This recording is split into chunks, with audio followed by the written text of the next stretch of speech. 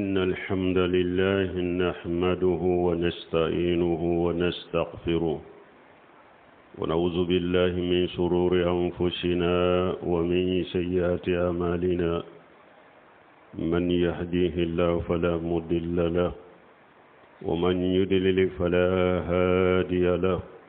وأشهد أن لا إله إلا الله وحده لا شريك له وأشهد أن محمدا عبده ورسوله صلى الله عليه وعلى آله وأصحابه وسلم تسليما كثيرا أما بعد عباد الله أوصيكم ونفسي بتقوى الله عز وجل وإخلاص العبادة لله تعالى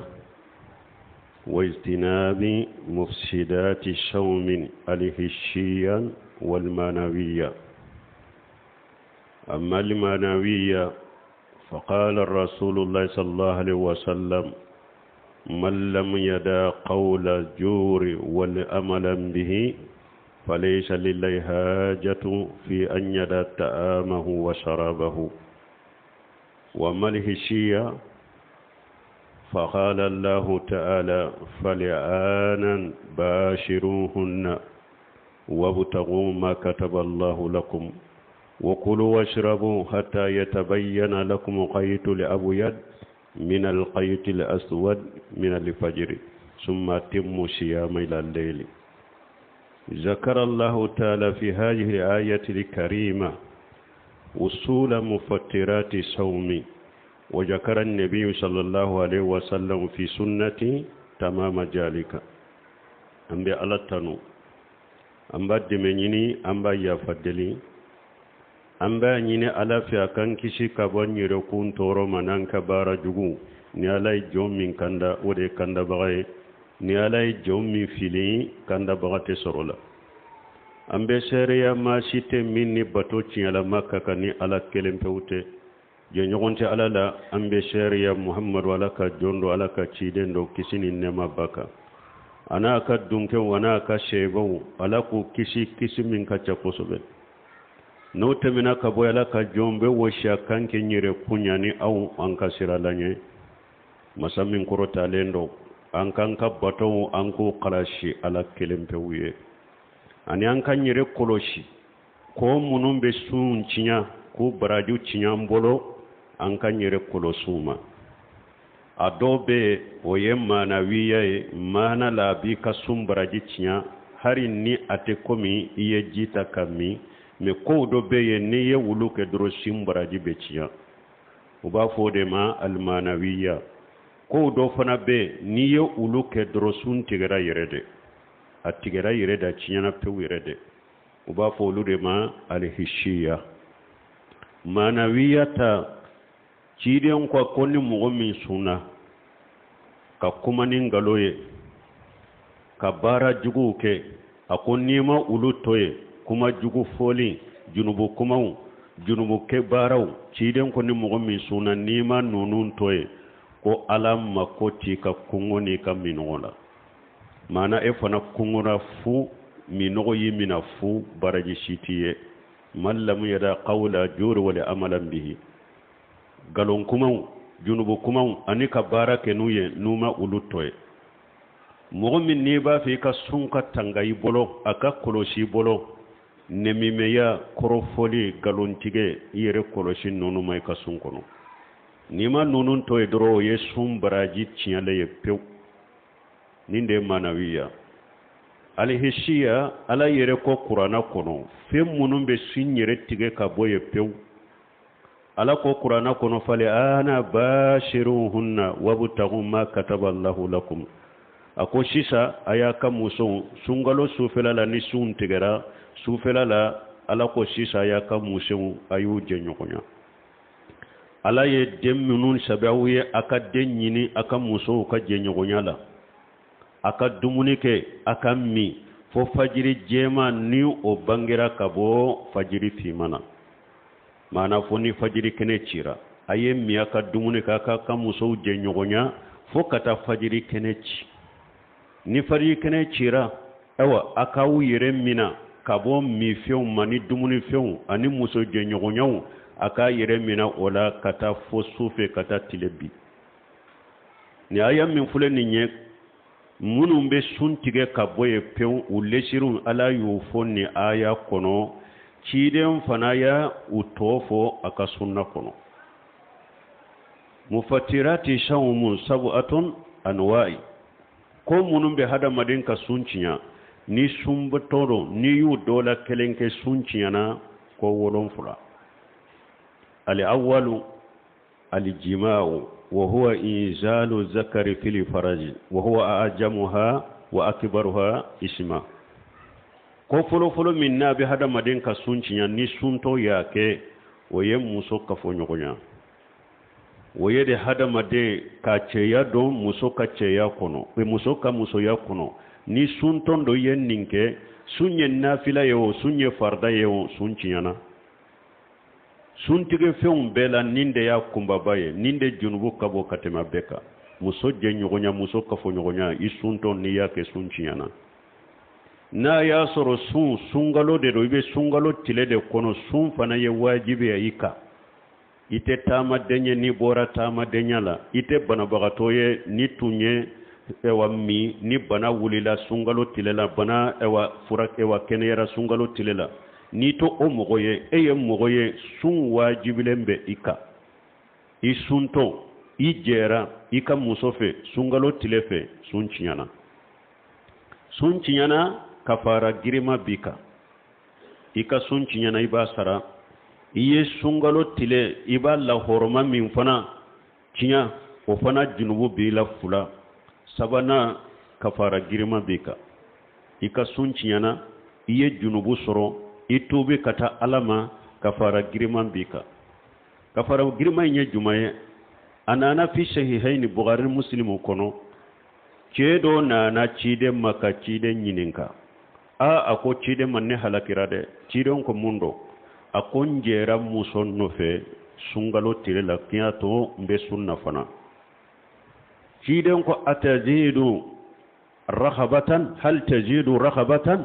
ako yala be sheka jon soro ka kan horo nyawa qala la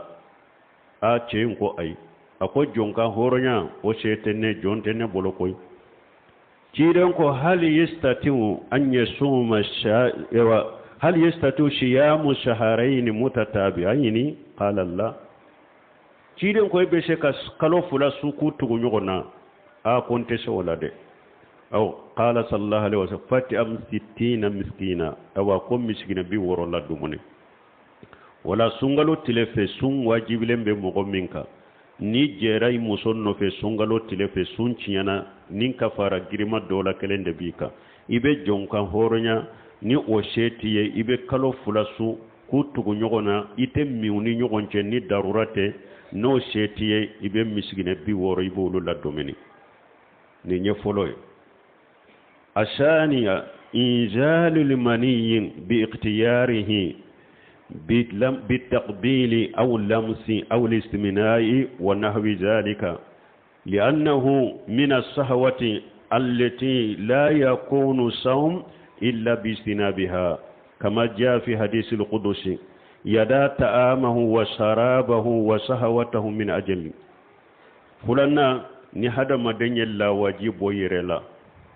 كلا واجب ويرلا ني يركا ولا نينيه مثال kam muso do embrasser fo yedda musoro la wajib borila ube kam muso maganyogonya fo yedda musoro la wajib borila ube yere de tilunke keni yere ye fo yedda musoro la wajib borila ani nunu naw an yogonaw nin ninkera ni mogoye ninke sunto sunciana parce que hada made ki yere kisi kaboy nin dungoma obe sun tese kanya bara foki yere korosoma de parce que nana hadisul qudsiya kono alako yada ta'amahu wa sarabahu min ajali yara ta'amahu wa sarabahu wa sahwatahu min ajali ako sumbaga to baka dumuni toy anaka mini anaka nindungo ne alakama wala ni mugo yella wajib bori yere la yedda musura bori la sunciana me kafarata lino fede suntige femmin ni kafara ba no fe oye muso kafo nyonya ta doronde donc ninde fulanay min be sunciya ka muso embrasser da musoro la wajibor la sunciya na ube niye muso maga nyonya da musoro la wajibor la sunciya na ube ni yere de tilunke ni keni yere ye da musoro la wajibor la sunciya na mais ni mogo minye embrasser ke ye muso embrasser ube ya maga nyonya la damu masoro la wajima boyla ikasumma cinya hadisa koso amba isatu ka hadisa be fi sahihaini abe bukhari ni muslimu kono anna annahu kana an-nabiy sallallahu alaihi wasallam yuqabbilu wa huwa sha'im wa yubashiru wa huwa sha'im walakinahu amulakakum liirbihi amba isatu ko ciden tumbe muso embrasser kato sunna ko abe maga musola kato sunna ko me ciden bese ayirela katime awuka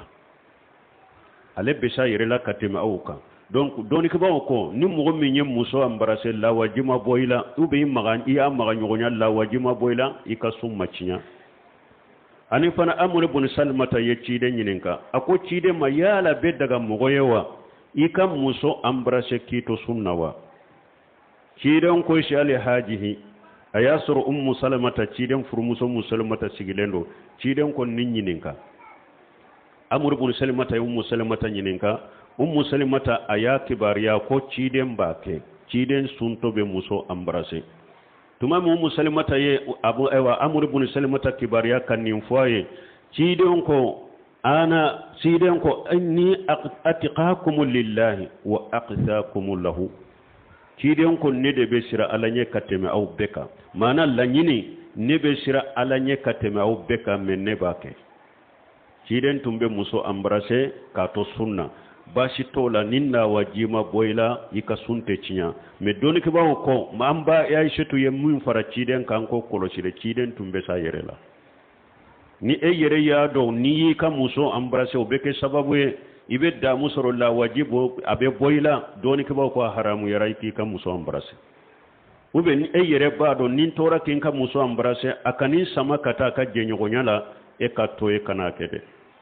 mais ni mogo min dalen ba yere la ko be se ka yere mina la wajite bo ala uba ta wole kata muso ka fo nyogonyama muso embrasser ube ka ma nyogonya amaga nyogonya lila wajima boyla da muma soro la wajika boyla fenti ka sunna de ne min dalen ti yere la ite se ki yere mina e ka to o minye ni la wajibora hada madenna ni shogode al-ihtilam eshin gote dero isogora ko ni muso jera sungalo tilefe la wajiborila woti kasunciya parce que suno bogato eti yere bolo urfi al-qalam anni salas anni naimi hatta yastayqiya ciden ko kalimu korotara kabo sabaka abo sabako nona mugo sino bogato kalimu te fen sabe fo kati wuli ni sogora de ini muso jera la wajiborila sungalo tilela wote fenki ka sunna sino bogato eti yere bolo ube ne hada maden mirela musoko de la isigilende tora ka miri musoko la fo yedda musoro la wajiborila ote sunciya parce que miru min fule ninye ema barashike e miru la de dro la wajiborila ote sunciya hadisi qudsiya koso ciden ka hadisa do koso inna Allah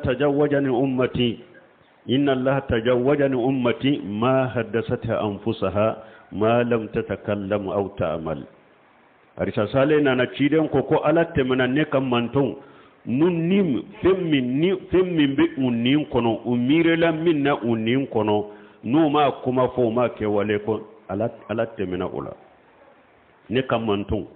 nu mirela minna unnin kono uma kuma fo uma ke wale ke alatte mena ula la tumina noye wala ni hada made yisin gote de sigura la wajiborila fenti ka sunna ube isigilende tora ka miri musokola la wajiborila silamiya sariya ya fara wala fenti ka sunna donc ninde fulanay nimbe sunciya kala wajibo yere la ni damuye ni yere kala nyine ninde fulanay asalisu sabana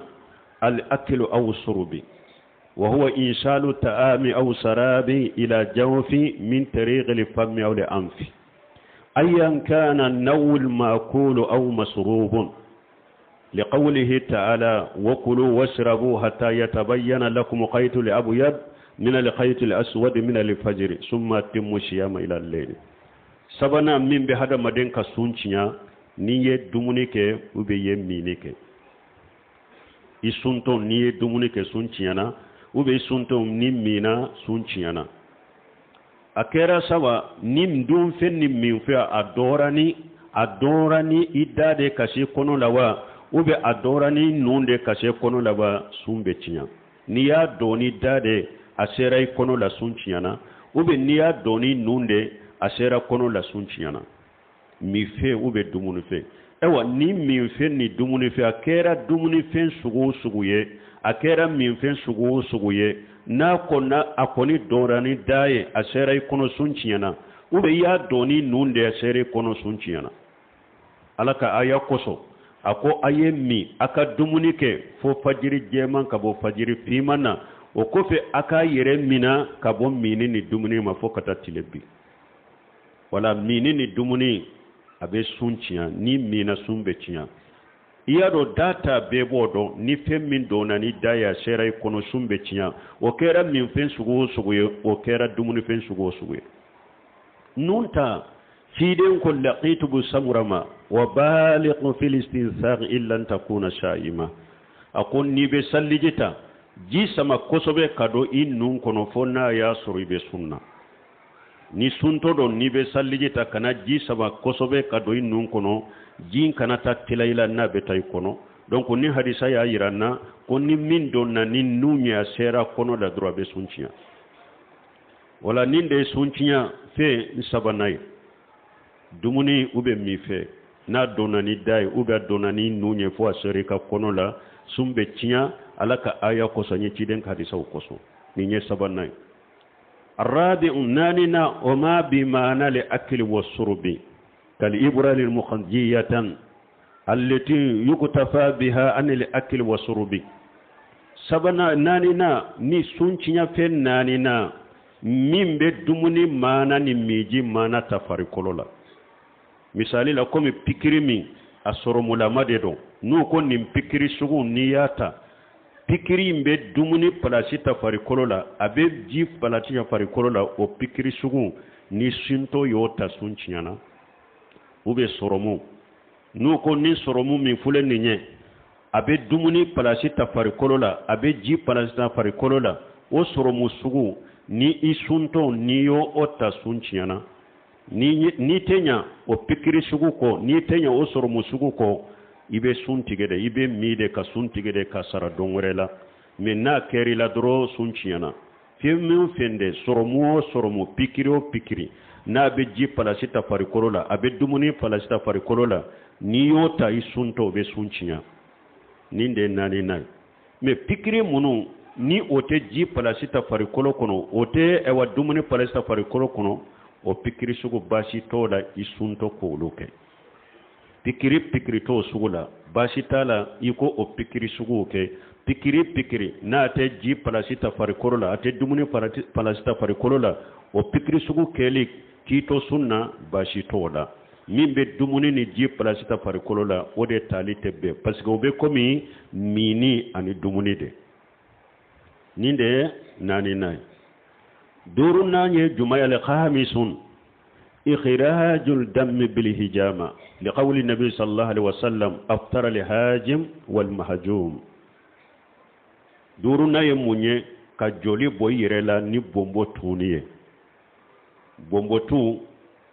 دو بغرede ke kay ikay farikolo yorode ci ka gere kala ka joli sama ka boala do be kashi de kala ka joli sama ka boy farikolo la o ba fode ma ko bombo tuni ni sunto yen ninke doro o be sunchiya ciden ka hadisa koso aftara li hajim wal mahjum ciden ko mimbe bontu bombon tuna mo minna ewa aw sunchiya na mimbe bombon tu ila fana o fana sunchiya na mais cheikhul islam bun temiya ko ni ciden ko aftara li hajim wal mahjum mimbe bombo tu ka sunchiyana bombe mutum emina e ka sunchiyana akon ni nye folo ka bombo tu chogo de munun tumba ke ni gereye no bu da do gerey na ka joli sama joli be se ka tela ula kata u gonon kota kata u kono wodi ato ciden ko sun ciyanama mais mogo munun be bombotun ke ni kashi de ulutu dake joli la kasama akera minna ede ka sumbe ciya ulu ka sunte ciya ciden ko bombotula munun sumbe ciya munun tumbe udake joli la kasama ni udai ciden ko ulu de ka sun ciya na kera minna ka sun ciya na mais bombotula munun to chogola bombotuna minna ede ka sumbe ciya mais ulu ka sunte ciya aw doni kibaw ko be bombotu fana manala joli chama ka boyla ko bado bana bagato werela joli tami ni joli chama de be boyla litiri kale ube litiri tilanche bana bagato do de be ko fo joli ka do ala e sunto do ko fo joli ka bo edela akado o bana bagato la obi ka sunchinya ni bana bagato be se ka sufela kono abe sufela makono ni e suntige ubi ka joli ta ubu ka joli ta ka kala ni bana bagato fana na ya soro darura de atese ka sufela kono ibe mide ibe ka suntige de ibe mide joli be boyla mais ni o joli sugu borila ki sunto to abe suntiya abe komi bomboto mais doni ke ko ni joli min borila analyse joli ka joli pitini sama ka boyla analyse joni wote suntiya de ube uye inyinde bora o joli te suntiya ube enunde chira joli borila wote suntiya ube fari kolo yorode do jogira joli borila wote suntiya de bombo tuni joli bo de be suntiya ube joli bo minu be joli chamambo ela kado bana bagato werela o de be suntiya mais analyse joli nunum be bo hada madawna ube ni inyi uyinyi bo joli munum be bo ube fari kolo yorodo jogira joli mimbe bo ube nunchira joli munum be bo nunun te suntiya ninde suntiya durunay bombo tu بارك الله لي ولكم في القرآن الحكيم ونفعني وإياكم بما فيه من الذكر الحكيم أقول قولي هذا واستغفر الله لي ولكم ولسائر المسلمين من كل جنب واستغفروه إنه هو الغفور الرحيم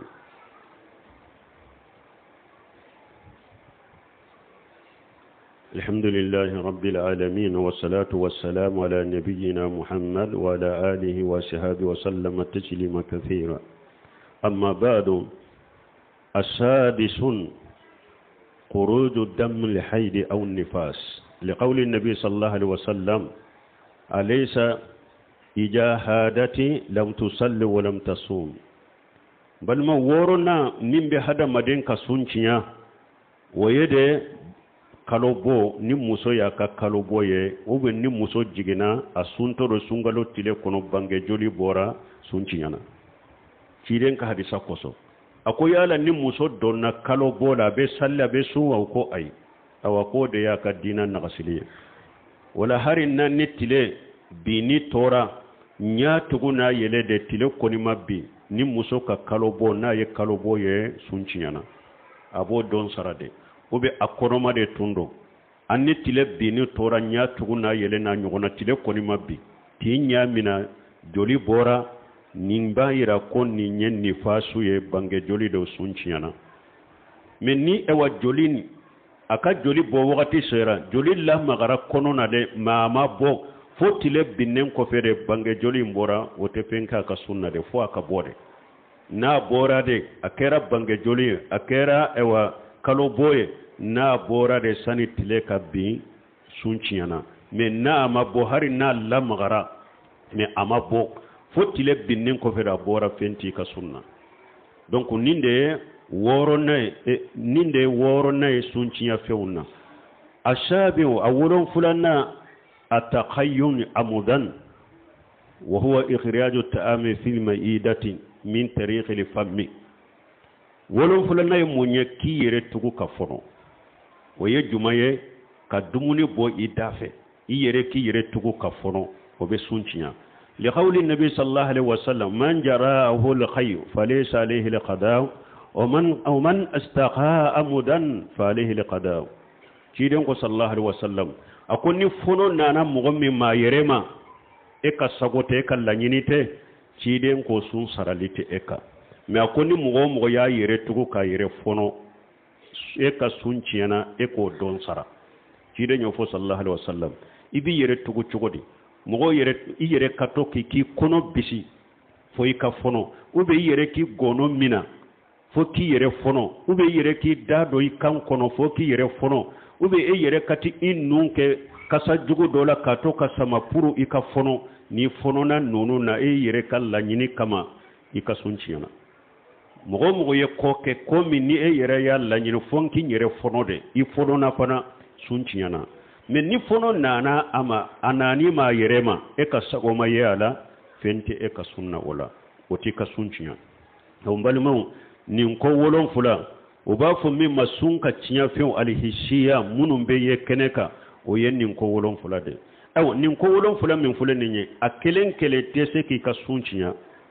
ni ewa abora kalo bola ani bange joli ato min fula ninye i sunce se ka cinya naye abada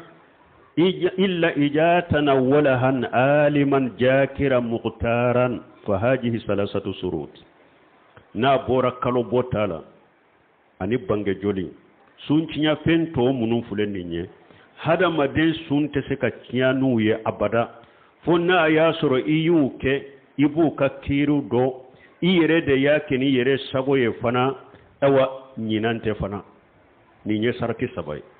misalila ni mo minye dumunike ayami e anko karasa e sunte to sungalo tewa e iko netunta do koy ko mini ani dumuni be sunciya eki ka sunto dafa summaciya rabbana alaka ayako so rabbana la tuaqina in nasina aw aqtana ciden ko qur'an ayako na kwantigi ala ikana mina nanyina naka minke an katawra kana minke ikana nyina nayi ala ko nyoki awye ayawre nana وليس عليكم جناح فيما أقصدتم به ولكن ما تأمدت قلوبكم وكان الله غفورا رحيما alako junubu tawla de naw katawra kam minke junubu tawla wala me naya yeretugo kam minke junubu ba awla odela alaye ya fam masare alaye nema masade wala ni mugo minye suntige fen nunun dola kelenke minte kalo boye minte bangwe jolo ni ya dola kelenke etunta dode ube tunta ka kiri de do fenti ka sunna ni ya do wakati mi doro ka sunna fay ki yere mina fenti ka sunna anyen ni aya munun fo udu koso ni nye folo afulana akasoro ni suntige fe munun fule ni ye iku ke muqtara ibi yere sagola ni karabalite de ibi yere sagodela iyuke me ni kabarale ikarabarade do de ikaraba jakwa jifule nima misi sambi faga jakwa dumunu fule nima dumunu ke sambi bugo ube mbi faga ikarabarade imina ode kama foiti ka sunna alaka aya koso man kafara billahi min ba'di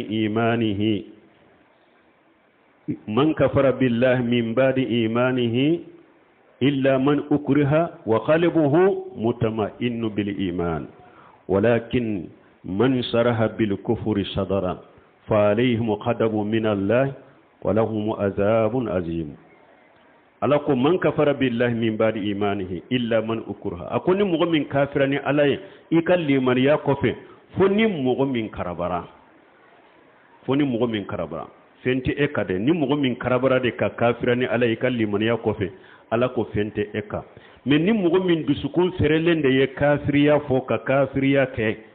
alako alaka dimi be eka Allah jaba belebele babe bonni ayal la nyine munye alako ni mu'min karabara de ka kafiriya kuma fo ibe ka kafiriya ke waleke ako fente eka ola kafiriya kabo mini ye sungalo kono kafiriya kabo dumuni ye sungalo kono wala ni mu'min karaba yarade ki kan mi ikarabana de ki ka dumuni ke iye dumuni ke ode kama fente eka sunna fo akasor muqtara iye nusun tige fe onke ni yere sagode me ni yere sagote min nay karabala de fente eka